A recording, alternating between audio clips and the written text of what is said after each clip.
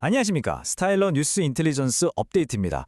오늘 브리핑에서는 보이지 않는 전선, 바로 사이버 공간에서 벌어지고 있는 국가 간의 치열한 충돌 상황을 자세히 짚어보겠습니다.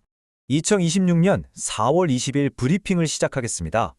오늘 브리핑은 프로웨이브 AI의 후원으로 보내드립니다. 프로웨이브 AI는 스타일러 인텔옵스와 스타일러 뉴스의 개발사로 인공지능 기반 인텔리전스 프로그램을 전문으로 하고 있습니다. 자, 그럼 글로벌 사이버 위협 동향부터 살펴보겠습니다.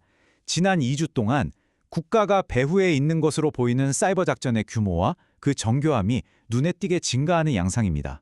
특히 이 공격들은 서방의 핵심 인프라에 집중되고 있습니다. 한 국제 영향 분석 보고서의 지적처럼 요즘은 국가가 배후인 해킹과 일반 사이버 범죄의 경계가 아주 모호해졌습니다. 이게 뭘 의미하냐면요. 대체 누가 공격을 했는지, 또 어떻게 대응해야 하는지 파악하기가 훨씬 더 복잡해졌다는 뜻입니다. 그래서 지금부터는 러시아, 이란, 그리고 중국의 주요 활동 패턴을 집중적으로 분석하고 앞으로의 상황을 전망해 보겠습니다. 네, 첫 번째로 살펴볼 국가는 바로 러시아입니다. 최근 러시아는 유럽의 동맹국들을 향해서 그 어느 때보다도 대담하고 또 노골적인 사이버 공격을 감행하고 있는 것으로 파악됩니다. 이 지도를 보시면 아시겠지만 공격이 특정 지역에 집중되고 있는 걸 알 수 있습니다. 특히 4월 16일자 보고에 따르면 러시아는 스웨덴과 우크라이나의 핵심 기반 시설을 직접 겨냥하고 있습니다. 그러니까 이게 단순한 추측이 아니라 이렇게 지도상으로도 명확하게 드러나는 실질적인 위협이라는 거죠. 이러한 공격의 중심에는 APT28이라는 그룹이 있습니다. 이들은 러시아 군사정보국, 우리가 흔히 GRU라고 부르는 곡과 연계한 사이버 부대인데요. 아주 정교한 첩보 활동으로 악명이 높습니다. 주로 쓰는 수법은 라우터를 해킹해서 DNS 설정을 바꾸고 그걸 통해 데이터를 빼내는 방식입니다. 러시아의 공격 전술은 꽤 다층적입니다. 예를 들어 APT28이 뒤에서 라우터를 해킹해 정보를 빼내는 동시에 앞에서는 노네임 057 같은 그룹이 디도스 공격으로 서비스를 마비시키는 식이죠. 뿐만 아니라 공식 이메일 계정을 탈취하기도 하고 심지어는 국가의 핵심 에너지 시설까지 직접 공격의 대상으로 삼고 있습니다. 이런 사이버 작전을 두고 양측의 시각은 극명하게 엇갈립니다. 먼저 미국과 유럽 정부는 이걸 일종의 하이브리드 전쟁으로 보고 있습니다. 그러니까 공식적으로는 부인할 수 있는 해커 집단을 앞세워서 나토와 EU를 교란한다는 거죠. 반면에 러시아 측 언론에서는 이걸 서방의 군사 시스템을 겨냥한 성공적인 보복 작전이었다, 이렇게 평가하고 있습니다. 자, 이번에는 이란의 상황을 한번 살펴보겠습니다. 이란 역시 최근 중동 지역의 군사적 긴장이 고조되면서 사이버 공간에서의 활동을 눈에 띄게 늘리고 있는 모습입니다. 이란의 사이버 작전은요, 단순한 온라인 공격으로 끝나지 않습니다. 그보다 더 큰 그림, 그러니까 하이브리드 전쟁 전략의 한 부분으로 진행되고 있죠. 지금 보시는 이 지도에서 테헤란을 중심으로 작전이 어떻게 뻗어나가는지 그 중심축을 확인하실 수 있습니다. 이란 쪽에서 특히 주목해야 할 그룹이 바로 한다라 해킹팀입니다.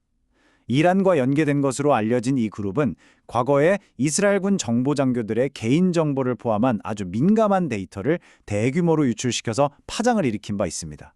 이란의 주요 전술을 보면 발전소 같은 산업 제어 시스템을 직접 노리기도 하고요. 또 방금 말씀드린 것처럼 대규모 데이터 유출을 통해 심리적인 타격을 주는데 집중하기도 합니다.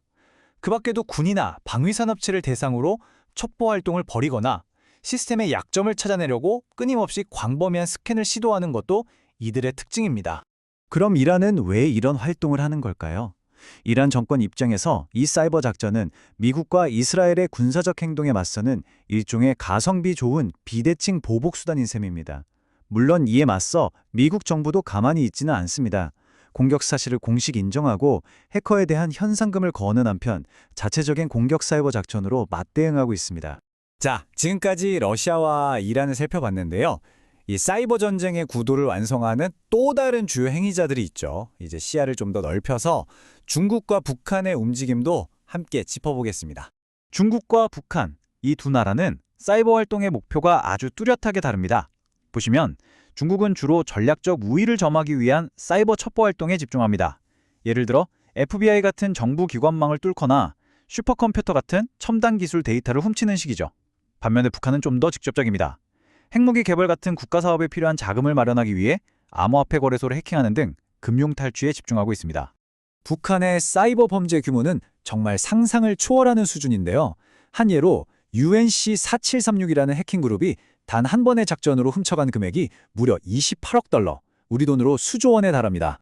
이렇게 유럽과 아시아의 상황을 보여주는 지도를 함께 놓고 보면 그림이 훨씬 명확해집니다. 이 모든 공격들이 그냥 개별적으로 일어나는 사건이 아니라는 거죠. 유럽에서 아시아까지 전 세계를 무대로 하는 거대하고 조직적인 전략의 일부라고 볼 수 있습니다. 그렇다면 앞으로의 전선은 어떤 모습일까요? 이제 우리가 주목해야 할 새로운 위협은 무엇인지, 또 그에 대한 대응은 어떻게 이루어지고 있는지 한번 살펴보겠습니다. 앞으로 가장 주목해야 할 개념은 바로 공격형 AI입니다. 미토스 모델 같은 진화된 AI 시스템을 한번 생각해 보세요. 이건 단순히 소프트웨어의 약점을 찾아내는 데 그치지 않고 스스로 자율적으로 그 약점을 공격까지 할 수 있습니다. 이건 완전히 새로운 차원의 사이버 무기이고 기존의 방어 체계로는 막기가 굉장히 어려운 심각한 도전 과제입니다. 물론 이러한 위협에 맞서는 전 세계적인 대응도 다각도로 이루어지고 있습니다. 각국 정부는 사이버 보안 규약을 강화하고 인프라 점검에 나서고 있고요.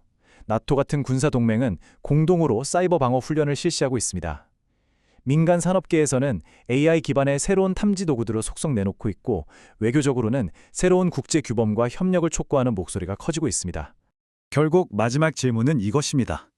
인간의 반응 속도를 아득히 뛰어넘는 기계의 속도로 자율적으로 실행되는 공격을 과연 우리는 어떻게 막아낼 수 있을까요? 이것이야말로 우리 모두가 함께 고민해야 할 근본적인 도전이라고 할 수 있겠습니다. 오늘 브리핑에서 다룬 내용에 대한 더 완전하고 깊이 있는 분석은 평소 이용하시는 채널에서 스타일로 뉴스 인텔리전스 업데이트 본편을 통해 확인하실 수 있습니다. 오늘 함께 해주셔서 감사합니다.